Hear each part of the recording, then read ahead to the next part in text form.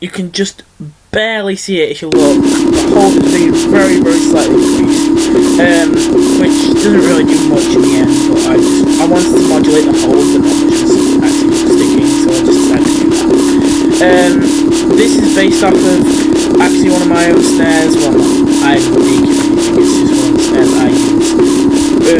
It's the Ghost Hack snare. Again, it's free, so you can give it yourself, though I have to admit, yes, you're going to have to download this, or you can just YouTube MP3 this video and like edit it down, but a bit of effort, and it won't be a high quality. But I took that, and I put it in, which is why this kind of sounds like a snare at the beginning. If you listen closely, there's a bit of a hit to it. You can hear a bit of a boop. But yeah. It's surprising how this sounds just like with the same, like it's actually barely being changed by the granulizer, that sound. It's literally just being slowed down, I think. I don't think much else is going on. Let me just double check. Yeah, the wave spacing is made that it plays each grain very slowly. And the grain spacing is pretty normal. It just makes it go a little bit faster in between grains. Yep. Not much is actually being done by the granulizer here. It's just making it hold the note. It's like basically just what the snare would sound like if you could play a note with it. But yeah, besides that, not much going on here. There's this part which might sound a bit new, but actually there's only one new thing here, and it's not what you think it is. Well, it might be. Those saws are the same ones as these ones, so that's not new, and they're just being sidechained by this, which I explained. This is the new thing.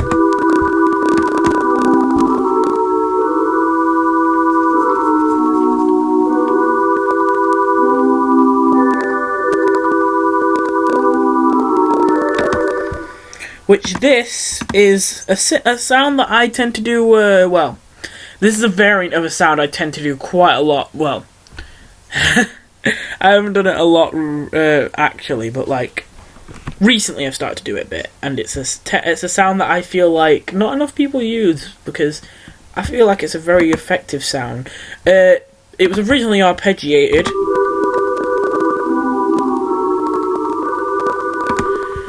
which I felt like it sounded basically as good doing chords, and when it was arpeggiated, it actually surprisingly clashed with the drop. Like, it's not that loud, but I can hear it over the drop too well. It doesn't sound like it's in the background. Well, it does most of the time, but sometimes it dominates the other sounds, which is very surprising to me, because it's not very loud, and usually the sound is very, docile. Like, usually when I put this kind of sound into a piece, it blends into background just right, because obviously, like, it's made to be a background sound. This is actually the very last thing that was added to this piece. I had the idea to put it in very early, but I just couldn't be bothered to do it, and then I was just like, oh, I finished. Oh, wait, no, I haven't done this. But anyway, what this, as I said, this is a variant of a sound I usually do. What I usually do is I do an arpeggio of some chords, and it's just a sine wave with a completely wet reverb. As you can see, there's no dry. It's only the reverb and the original sound is completely gone. What I've also done, though, is there's 2 unison voices. It was 16, but I've reduced it to reduce lag. Though in the full thing, you'll hear what it sounds like with 16 voices. Unison detune and stereo and all that. And usually it's just a pure sine wave, but here it's a sine wave being RM modulated. Ring modulated by a sine wave 1 octave up, which just makes it sound almost kind of like actually a bit squarish, which is kind of weird, but yeah. When I reverbed it, it made it a bit different. And that this EQing might look very, very harsh and like it distorts the sound completely, but as we're just doing sine waves, pure tones, and the only thing we're doing to it is reverbing it and adding RM. That means that there's not many harmonics, not many frequencies. So actually, this, if I took off this parametric equalizer, almost none of the frequency, no other frequency would be added in. I'm not removing any frequencies here, like, completely. I don't think so. If I am, it's going to be a very quiet frequency. Pretty much all the frequencies are within this range, and that's just like giving them a little boost on the lower end and a little boost on the higher end. Not much difference, but I like to do it anyway. So I think we're actually nearing the end now, because even though we've only just finished the first drop, and there's a second one to go, there isn't actually much more synth design. I don't like to do this, but I have to. But everyone has to reuse what they've done before in the second part. I really hate, one of my gripes with a lot of people who make dubstep and all that is they'll make a great first drop, and the second drop, I can understand why they do it, because making a second drop is very annoying and tedious sometimes, but like, so many dubstep producers just make a second drop be exactly the same with a different drum pattern, and you're just like, that's so lazy. Like, it takes like 10 minutes to make a new drum pattern, where it take you actually a couple hours maybe to make a new, like, well, still the same drop, but different tempo or something, different kind of rhythm. Well, you could argue the drum pattern changes the rhythm, but the drum pattern has to interact with the synths and fit in a way that works. And if the synth's order and the modulation isn't being changed at all, then really you're just trying to force it into changing the rhythm without actually making an effort to compose it in a way that changes the rhythm. It's a very lazy way of doing it. I really don't like it when people do that. I really try hard not to do that myself. So there isn't much new here, because to be honest, there wasn't much I could do to this. Obviously, this is composed in a very strange way, so that it makes it kind of hard to develop it.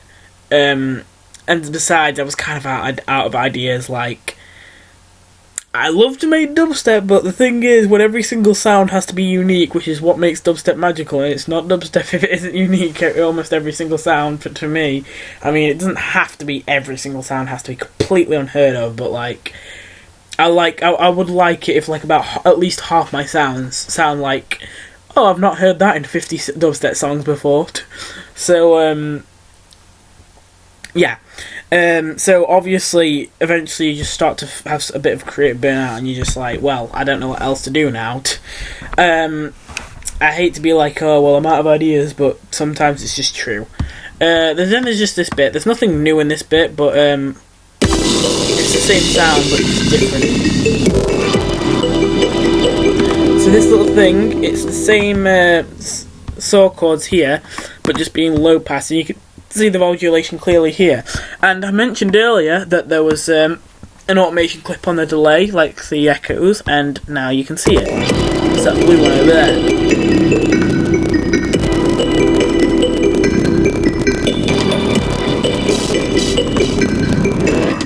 This was originally a mistake, but I actually preferred it like this, where it goes,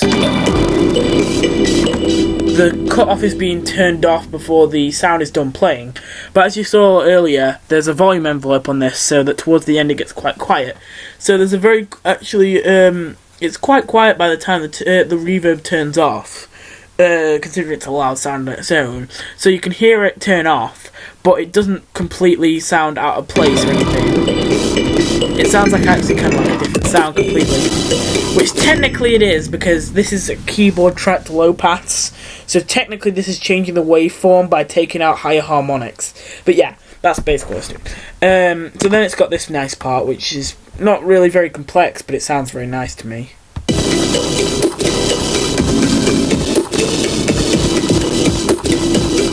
Power of side chaining. Moves on, and we get this sound, which, mixed feelings about this sound. I couldn't take it out, but at the same time, I have loads. I feel like I should have replaced it, but I don't know what would have replaced it with. I don't know what would have fit.